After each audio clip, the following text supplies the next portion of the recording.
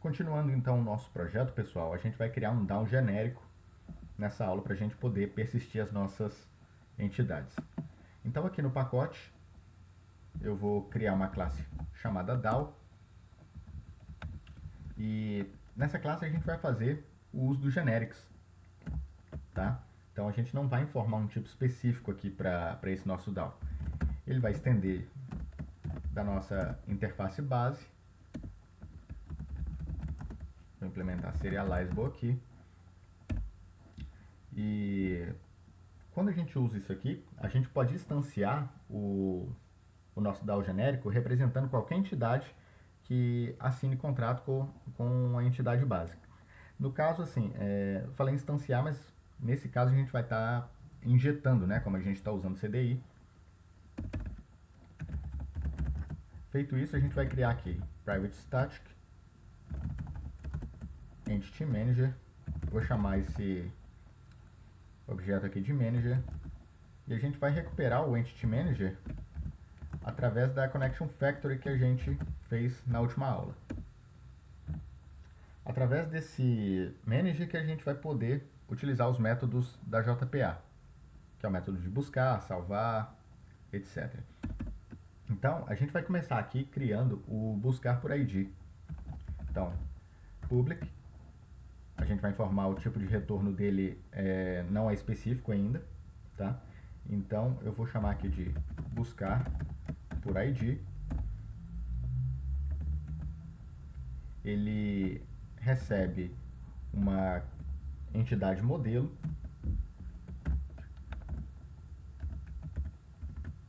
e ele recebe também o ID dela, tá? Quando a gente chamar esse método, a gente vai informar, por exemplo, medicamento, vírgula, e o ID dela,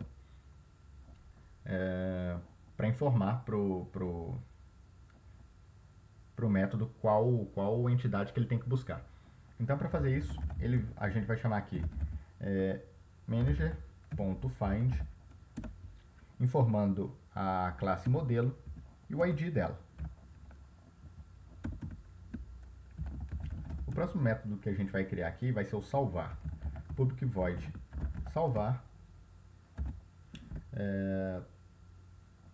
E aí a gente vai informar aqui a entidade modelo. Vou criar uma estrutura try-catch, tá?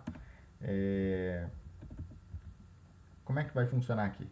Eu vou chamar manager.getTransaction.begin. A gente vai começar uma transação aqui, tá?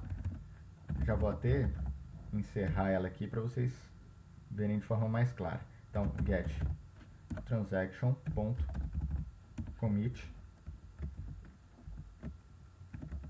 E aqui dentro, caso ocorra algum erro, manager.getTransaction.rollback, tá? Para desfazer as alterações. Então, o que a gente vai fazer aqui no meio? O salvar, ele tem duas características. Ele tanto tem que salvar uma entidade nova, como ele tem que atualizar uma entidade existente.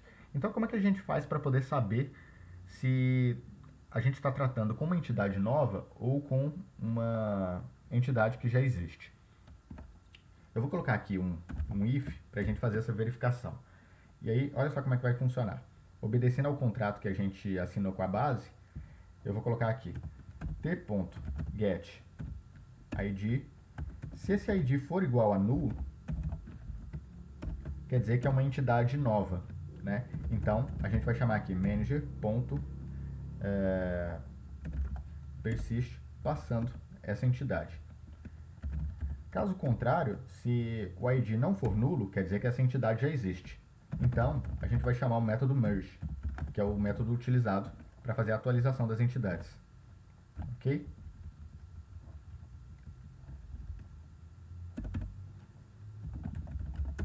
O método para remover é semelhante ao salvar.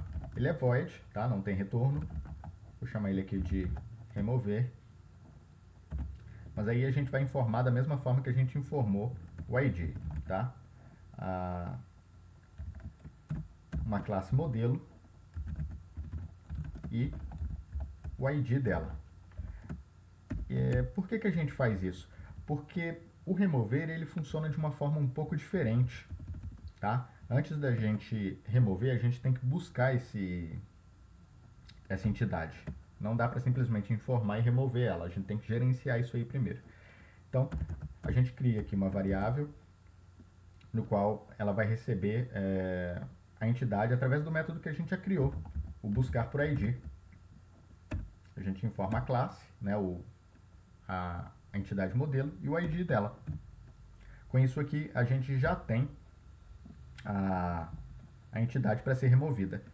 A gente pode até copiar isso aqui, ó, do método salvar e colar embaixo. Aqui, tá? E aí a gente só vai remover essa parte do if e no lugar dela a gente vai chamar o método remove, passando a entidade. Ok?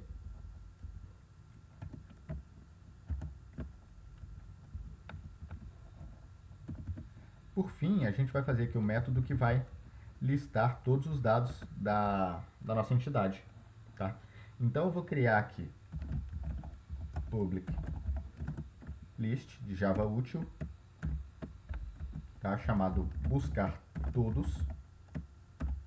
Aqui dentro eu vou informar uma string, eu vou chamar ela de jpql.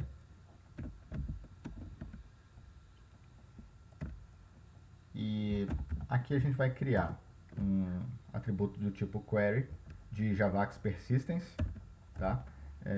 Vou chamar de query mesmo. E aí ela vai receber manager ponto get não create query, passando a JPQL.